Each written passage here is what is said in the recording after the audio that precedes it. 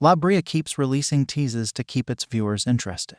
The Exiles needed to uncover a sacred object and were prepared to kill Scott if they didn't find it in Brea Season 2 Episode 10, which was once again an intensely dramatic and action-packed episode. Before anyone could find out his real purpose for returning to 10,000, Levi also joined the crew that was rescuing his pals. A mole was employed by the Exiles to carry out their nefarious deeds because they were seeking a sacred object they believed to be buried in the clearing.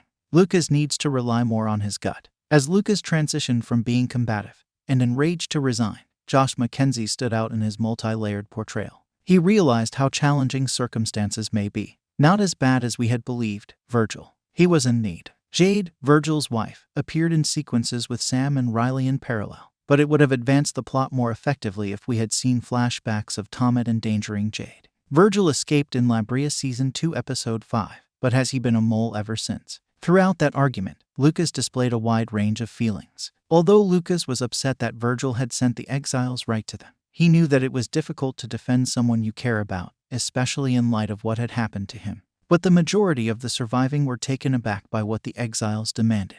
Only a portion of it involved settling the score with Scott. We may have at last discovered some details about the man who is Veronica's tormentor, and keeping her from progressing. It's difficult to tell your lover that you were abducted and mistreated as a youngster and that the memories still trouble you. I initially mistook Tomet, Lucas, and Virgil when they mentioned a book with binding for the book Rebecca had Scott steal from Silas's hut and questioned whether Aaron and Silas were the same guy. Veronica dug up Aaron's body, so I'm pleased they aren't, and I hope she'll receive some closure. Does Dr. Moore qualify as a predator now that Gavin and the others are aware that the equations in the book correspond to his research? After reburying Aaron, Veronica at last felt confident enough to tell Lucas about the demons of her past. Due to their imperfect perfection in tandem, these two complement one another so effectively. Although they both have many shortcomings, at the end of Brea Season 2, they had become likable characters. They are moving into Luca's car, which is cute, but what will happen to Ella? I don't want her to be open to attacks from exiles or creatures. Josh and Izzy haven't yet engaged in a lot of one-on-one conversation.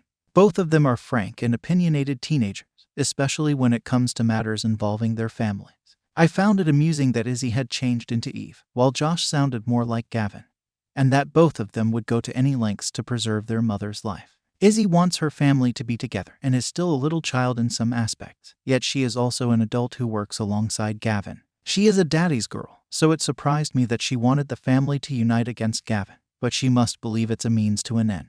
When the Exiles invaded, they prioritized saving their mother, like many other siblings do, even if they were fighting. I liked how Izzy demonstrated her abilities by communicating with Gavin in Morse code. She has frequently helped Gavin, so seeing her take the initiative and prove to her brother that she has matured was a welcome change. They worked well together, and Gavin felt comfortable saving Lucas, Veronica, and Ella first before heading back to the clearing since he knew he had raised his kids well. Since Levi was mostly employed as an obtrusive intrusion in Gavin and Eve's relationship throughout Brea Season 2, I was dreading his comeback. Levi, though, appeared sincere, and merely came back to assist in bringing his pals home. This Levi, who behaves like a member of the family, is the one I prefer. He is welcome to stay if he doesn't make out with Eve. If not, I want to bring him back to the present. Levi wanted to complete his late wife's work in memory of her because, despite the irony of time travel, 10 years had gone. But James still didn't have Levi's trust. If he ultimately joins Gavin to learn the plan and interpret the equations, it is concerning. As opposed to all the action at the clearing, the B story of Ty counseling James was boring to me until James disclosed his anxieties and nightmares of losing Gavin again. James wasted a lot of time while Isaiah was a little child. In hindsight, he appears to have been a devoted parent, but something happened to give Silas custody, and Gavin still has some reservations about James. James merely wants a second chance to start his family over, so it's tough not to feel some sympathy for him. Now, as they collaborate to find a route home, hopefully Gavin and his kids will give him that chance. James might make a mistake by making it back in time, I hope.